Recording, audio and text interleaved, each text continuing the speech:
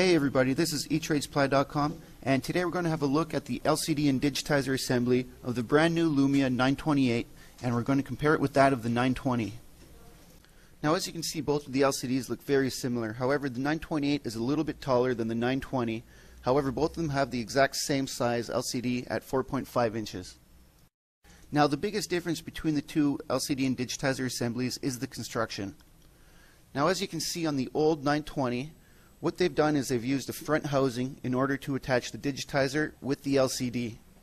While on this new model, the 928, you can see they've gone down the same road as Samsung and Apple and have just attached all three layers directly together. So let's have a look at the 920 to see how it's attached together. I've already loosened up the adhesive, which goes all the way around the ledge of the phone. So after this, I can open it up, and you can see on the inside that the LCD is attached directly to the front housing, while the glass and digitizer do not even make contact with it. And because these pieces are not attached, you can see they have two separate flex cables, each of which needs to be plugged into the motherboard separately.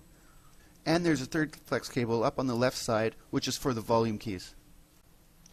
Now, having one last look at the 920, you can see that the glass and digitizer are attached together by an optical adhesive. Now, this makes it extremely difficult to separate the two pieces, actually almost impossible without expensive tooling. And you'll see that this is very similar with the new 928.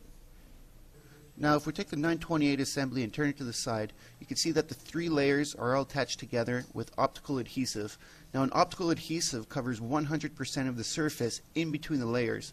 Now, what this does is it keeps out unwanted dust because there's absolutely no space in between the layers, and it also reduces unwanted reflections from light.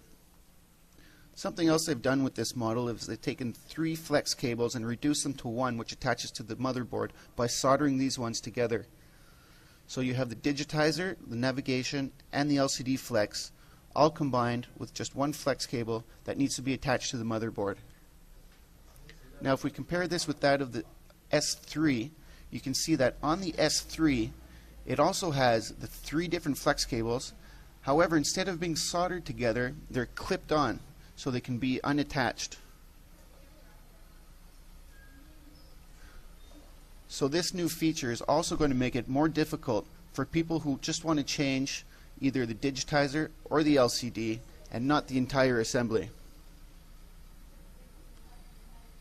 So once again, we showed you here first, eTradeSupply.com, your #1 source for cell phone parts.